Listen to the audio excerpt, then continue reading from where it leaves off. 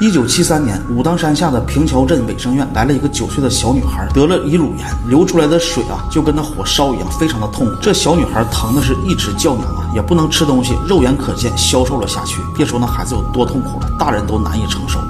公社里的几个大夫想了办法，轮班盯着，只要那个液腺流出来就马上吸掉，减少腐蚀。就这样，4个人一组轮班，瞪着眼睛就看，一直到马上过年了都没有任何的好转。他爹只能把他再次抱回家，可是没有想到的是，春节过后，他爹带着女孩又回来了，说你们看这孩子一看脸色红润，活蹦乱跳的，前后才不过10几天，大伙既高兴又惊讶，都抢着问是怎么好的呢？他爹说是一个戴着毡帽背着包袱的道士，说给了一包红面粉，用了6天，但奇怪的是他别的不要，就要了6个窝头。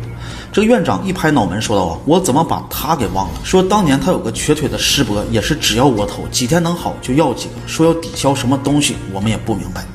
2015年，一位20来岁的女孩也是1年多不来了，跑山上去找他，他问人家多久能到家，大概4个钟头吧，说那就按5个小时算。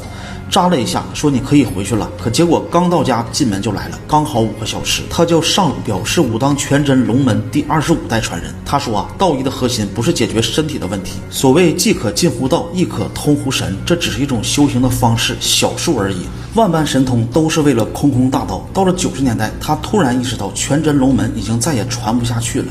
因为那些祖师们历代传承下来的东西突然变得不科学了，甚至世间的律法也容不下他们了。但是历经了1000多年的发展，武当全真龙门在面对内外妇男儿等大量的奇难杂怪的棘手问题时，都有不为外界所知的处理方法。于是从1993年开始，他们就将历代祖师传承下来的2000多种方高散真丹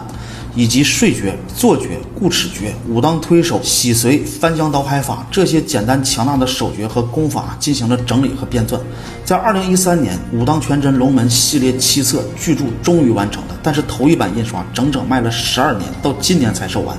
这1年售出还不到900套，因为很少有人看过这本书，也几乎没有人愿意为这本书而宣传。